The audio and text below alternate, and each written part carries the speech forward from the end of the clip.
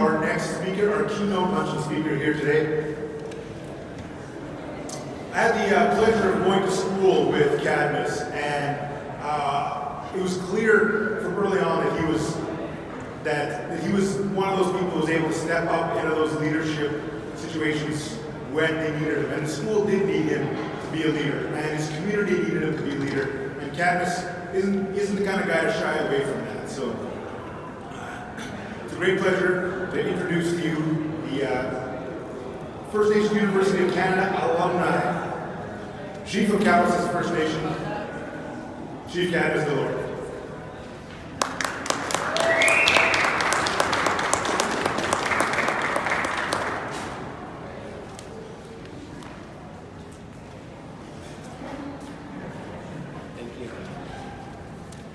Thank you, Jesse. It's so good to be back at a place that helped build me at First Nations University of Canada. I just want to thank Jay for giving me the tobacco earlier, and I'm assuming there was probably prayer done this morning as it's a FNUC value here, so I thank the ones that did prayer. I just wanted to acknowledge and recognize this teepee that we're standing in. This is our sitting in, our eating in, our trying to snag in. I'm not sure what you're doing in here. This is the First Nations Veterans Memorial Teepee. This teepee is to commemorate our veterans that have fought to make sure that we have all opportunity to go to school, to be who we want to be, and to set our goals on where our ancestors wanted us to be. Today I'm Chief of Cowessess First Nation. It's an hour and a half east of Regina. I point with my lips, but I point too far. We're a community of 4,270 people are from Cowessess. We're the biggest First Nation in Treaty 4. People ask why we're such a big nation, and it's because we're good looking and we know it. That's why we're such a good nation. With our big nation, we have a lot of people in universities. We have a lot of people at home. We have a lot of people all over the world. I stepped into First Nations University of Canada in 2008. It's a long time ago. I walked into this building, such a timid Indian with, I had a little bit of work experience under my belt, but when it came to education and it came to my future, education, I thought to myself, I was like a 60-watt light bulb. And I was hanging around people that were 100-watt light bulbs. And so I didn't think of myself as very academic smart. This place was too big. It was a little bigger than the Cowessess band office I was used to going into back at home. But coming into First Nations University of Canada, seeing the staff and the students and the humor and the teasing really made me feel that this was the place I wanted to be. When I got here, I had no idea what program, what I was going to graduate in. I joined the Faculty of Arts because that's what the academic advisor advised me to do. And so I didn't really know what I wanted to get into. I then took this class. I'm going to tell you a quick journey, and then I'm going to get to be what a chief is and try to help you as you do your academic career, and maybe we can share some stories. When I got to First Nations University of Canada, the only Cree and Soto I knew were the dirty words that my mushroom and Kokam used to talk to me about in humor. So I wanted to take a Cree class because I didn't know what Cree meant. I didn't know what the language, why I couldn't speak it. So I took Cree 100. And throughout Cree 100, I started to know my introduction words, introduce myself. I knew the months, I knew the numbers, I knew how to start a conversation. And when I got home during my weekends and my breaks at Cowessess, I would start speaking a little bit of Cree to the Kokums and Mushrooms at home. And their eyes started to light up. I could just see how exciting they were. And I started to realize that language wasn't just about me speaking it, but it was about letting them be proud that they see a young person in their community trying to speak the language that they were told that they couldn't speak at one time, and it was sleeping in them. And so I continued to learn Cree, and today I'm about 25% fluent, still learning, but it was all from First Nations University of Canada that ignited that Indigenous language spirit within me. I'm still learning. You gotta be careful though when you speak Cree, because sometimes you'll say words and a little wee macron can make it sound from a conversation to a dirty word again. So you gotta be very, very cautious when you're speaking our beautiful language. The second class that I took was English. I wanted to take English because my writing skills were terrible. I used to put LOL and smiley faces in my letters when I used to write before I came to university. I took English 100, and Jesse Archibald Barber, who was sitting over there, was my 100 teacher. He started to bring these Indigenous poems and these Indigenous short stories and these Indigenous legendary stories into the classroom. And it was just amazing. He gave us one poem that still sticks with me today, and it's my whole mandate in life today, even beyond being a chief, but just being a proud Indigenous person. It's a poem from Chief Dan George called The Lament for Confederation. In 1967, when Canada turned 100, in Stanley Park in Vancouver, BC, Chief Dan George got up in front of 200,000 people and read this poem called A Lament for Confederation. And in this poem, he talked about how his people had all the resources, had all the happiness. And within the first 100 years of Confederation, our people were viewed as not progressive. They were viewed as getting in the way of economic development. They were viewed as a burden to Canada. And then at the end of his poem, he started talking about reviving that spirit and how our people within the 100 years should be standing in the House of Commons, should be graduating universities, should be doctors, should be lawyers, should be leaders. And he started to really press that in this poem. I went home one weekend and I read this poem to my mom and dad. My mom and dad are my aspirations in life. They overcame a lot of intergenerational trauma just to make sure that I had a chance to succeed, as many of your parents in Kukumin Mushum probably do for you. And I read this poem to my mom and dad because it really made an impact to me. And when I was done reading it, I was so excited to hear their comment back. And it just gave a little sigh of relief to them that what we learn here in this institution is not just poems from Romeo and Juliet, from Hamlet, but from actual Indigenous people that have a purpose and vision within their articles and their poems. So when you're here at FNUC, in my first term, I started to reawaken this spirit in my heart that I never really knew existed. And I started to gain confidence and started to speak at mics. Then I started to want to know what an Indian was, what a First Nation was, what an Aboriginal was, what a Native was, because there was so much terms and I was so confused, because just because you grow up on the reserve or just because you grow up in your community, you sometimes don't still know what the purpose of an Indigenous person means on our own land. And that started to awaken me here at First Nations University of Canada. And I'm going to lead to my third class that I took. I took Indigenous Studies 100 from a teacher by the name of Michelle Segu. And she was just amazing. I walked into my Indigenous Studies class. It was at the U of R because it was such a big class. And I tucked myself right in the corner at the front of I walked to the front and went to the side, and I tried to sit where nobody could ever notice me. And I turned around and there was like 110 people in this classroom, and I'm like thinking, why do all these people want to know what Indians are? I couldn't figure that out. And this teacher came in and she started to talk about the history of Indigenous people. She didn't start at treaty. She didn't start at Royal Proclamation. She didn't start at Christopher Columbus. She started at the creation story of how the Nehewak and the Anishinaabe people came to what we call Turtles Island. Stories like on this door behind me, on this sequoia tree that is put here, the creation story. She started teaching us these stories, and I started to gain this new perspective and this new pride about being a Nehewak and Anishinaabe person, about being an Indigenous male at a time in 2008 when it was really tough to really figure out what role a First Nation person should play here Treaty 4. And she started to tell more stories and understandings.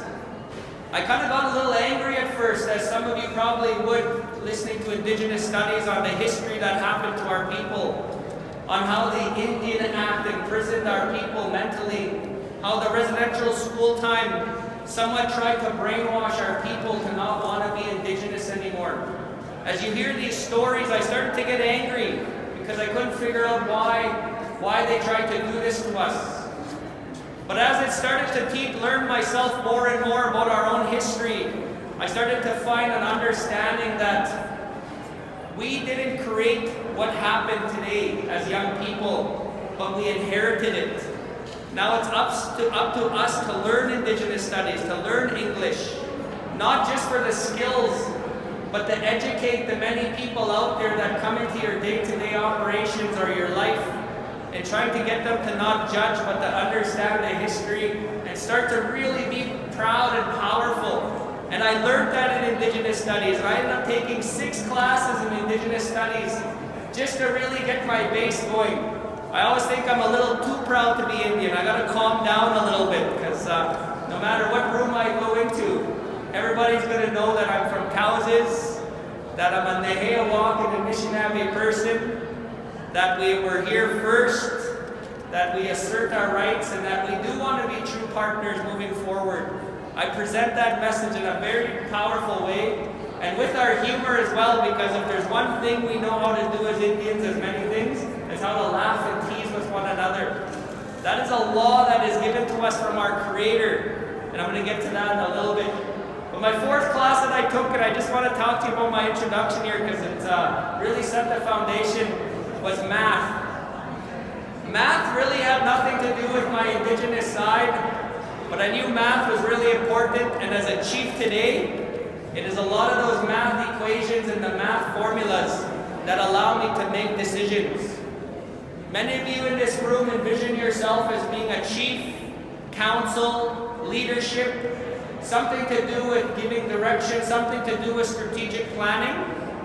I tell you now, make sure that you have math a part of your studies, because it's not the formulas, it's not the alphabets that throw you off in there.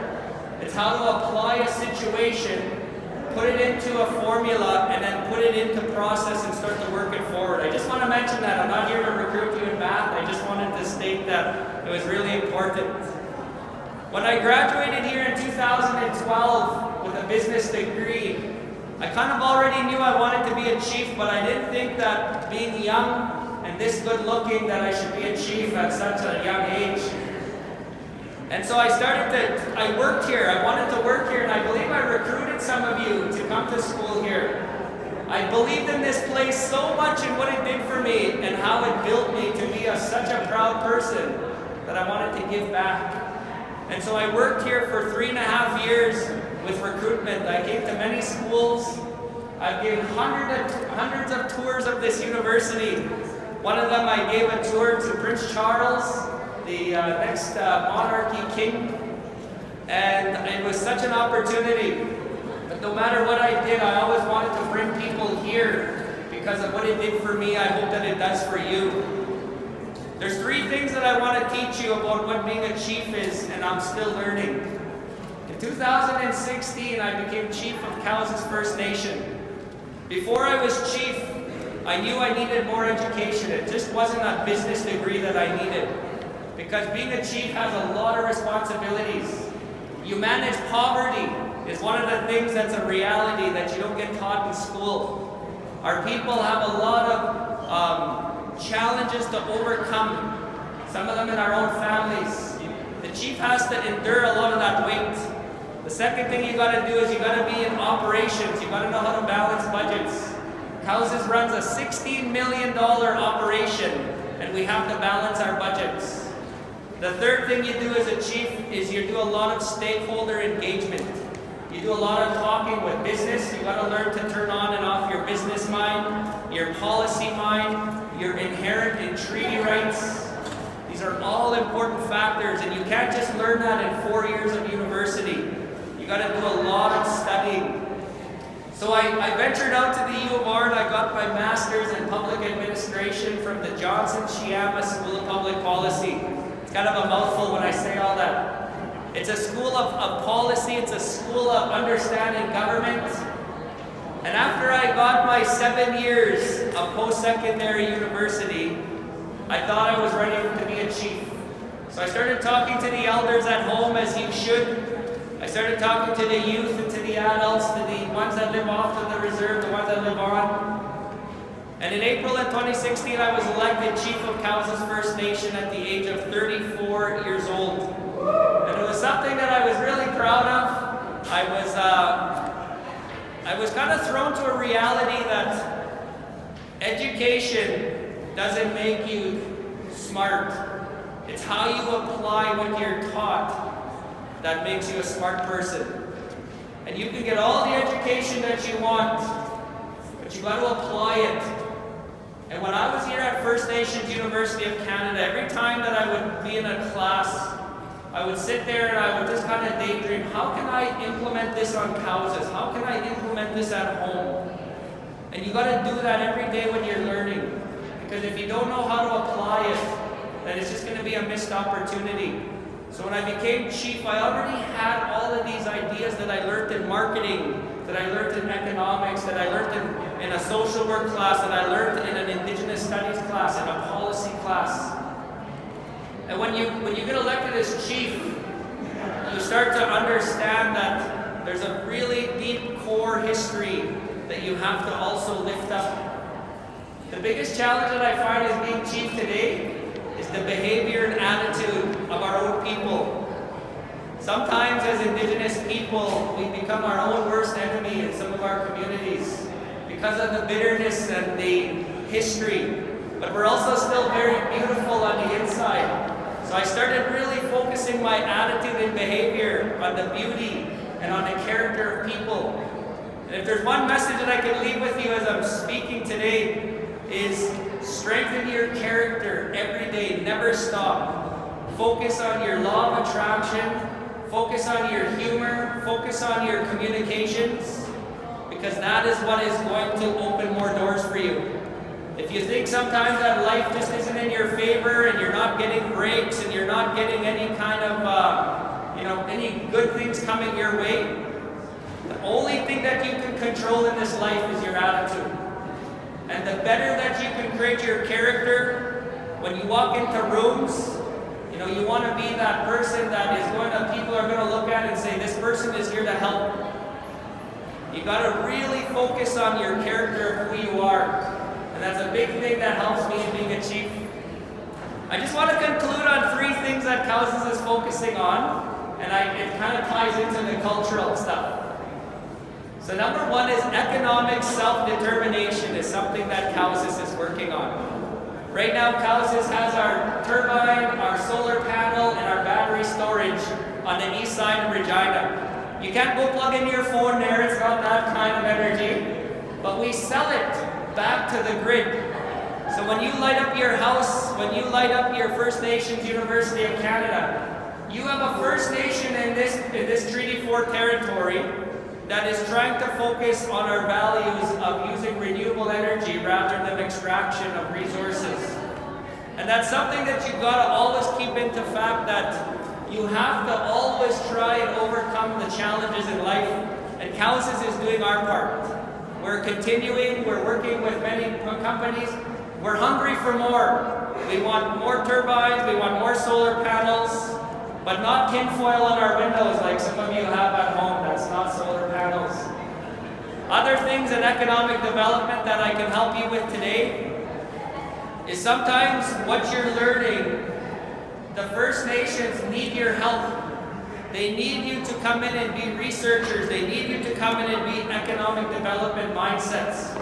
So when you're in university or when you're in high school, call your chief, call your council, call your band office. And if you're not Indigenous, then find some organizations in this city that do focus on that. Because ask them questions about what you can study in school that can help them. And then you're going to start connecting strings. And when that time comes, you're not going to have to look for a job. You're going to have things lined up for you that are going to be ready for you because you already proactively set that up way before you were even looking for a job. So don't wait till the bitter end to look for a job. You should already be calling and asking where you're going to fit in to a lot of our ongoing progress. The second thing that Cowessess is focusing on is what you call political sovereignty. Political sovereignty is really huge right now, and anybody who is studying inherent and treaty rights, that is what our stance is today. And how I can best explain it is this. Think of two canoes going down the river. One canoe is the Crown, and that's Canada. The other canoe, that's Cowessess. And put your nation in that canoe if it's not Cowessess. And at the signing of treaty, Chief Cowessess, that was my chief, that was our chief, some of us in the crowd. What he wanted was this at treaty. He wanted us to go down this river together. And he wanted us to give each other a child. We would take one of the Settler Society's children. We would give one of our children to the Settler Society canoe. These canoes would raise these children to be adults and know the ideology of how we each think, because we think differently. And when they're adults, you give them back. That didn't happen after the signing of treaty. 2 years after Treaty 4, the Indian Act was implemented. And what the Indian Act did is it imprisoned our minds to think that Indian agent and the government of Canada was ultimate. I'm still trying to help my people overcome that imprisonment mind today. The second thing they did to our canoe was, with the residential school time, they tried to brainwash our people to not think that being Indigenous was the best option. And now today we're past that. But the Cowessess canoe is still behind because of what the government did to us. Now today we duct taped all the holes in our canoe. We're taking water out of our canoe because we want to catch up to where our signatory chief wanted it to be, what it was envisioned. And that's political sovereignty. You must never, ever give up on your canoe. And it's going to be challenging in the next 10, 20 years. Because behavior and attitude is really sometimes our best friend and our worst enemy in our own communities. But never give up on strengthening the vision of treaty. That's political sovereignty. Never allow this country to state that you must now implement their legislation, that you must now do what Canada says. Our ancestors fought tooth and nail, and some even died to make sure that us today would never give up our canoe. And that's something to leave you with political sovereignty. The third and last one is cultural rejuvenation. Sometimes today, in the South especially, we really lost our language. It's sleeping. Cultural rejuvenation allows you to walk into any room.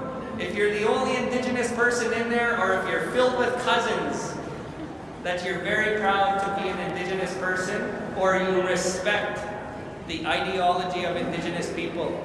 Before I came here to this university, I didn't know that Cadmus was a strong Nehewak and Anishinaabe male. I didn't know that. All I knew is that I was a scrawny little Reds kid that liked to laugh all the time.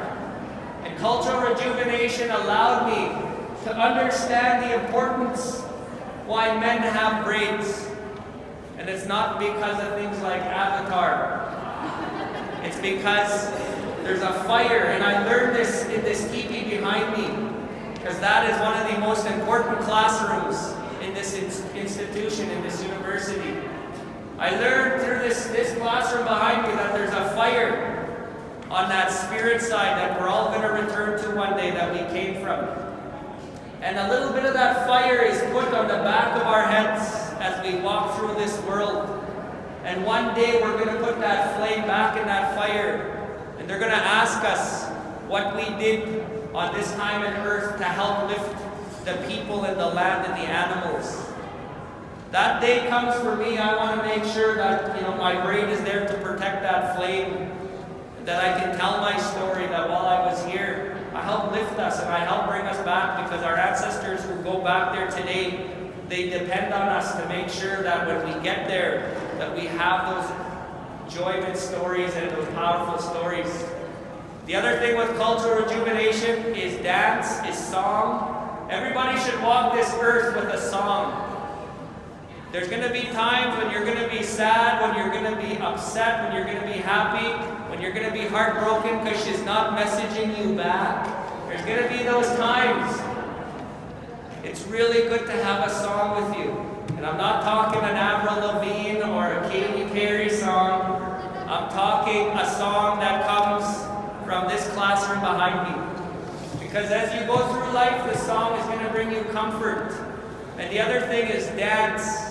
Not everybody wants to powwow dance, but you should always have that opportunity. I started dancing 4 years ago now. I come from a non-dancing powwow family, and I dance prairie chicken. So don't look at me in the eyes when I dance, because you might fall in love with me. That's the powerful thing of a prairie chicken. But when I dance, you dance to heal the people, and I learned that. And when you see me dance, it'll bring you a smile to your face, and that's how I want to try help you heal. In conclusion, I just want to state that Creator is ultimate. Creator is somebody that we should give faith to every day. I'm not telling you which way to pray, but you got to have something that you give thanks to. Appreciate everything in your life. Sometimes we might not have the Apple 10 or the brand new car, but we got to give appreciation to what we have around us, because 50 years ago, our people weren't even allowed to go to universities. 50 years ago, if you had more than a grade 8, you had to give up your status. Today, it's not like that. Today, we might oversee that because we don't know those stories. So appreciate what you got, work on your foundation, and always give thanks to your teachers, because they're the ones that keep you up. Give thanks to your university like I try to do every day, and love to be who you are and where you come from, and I guarantee you that one of you will be up here on this mic speaking at the next conference when you're succeeding and you continue to succeed. I want to thank the university for everything they've done. Thank you all for giving me the time to listen. My nose is starting to grow, so I'm going to cut it off now. I'm going to stick around for a little bit, so hopefully I can meet some of you. With that, hi, have a good day.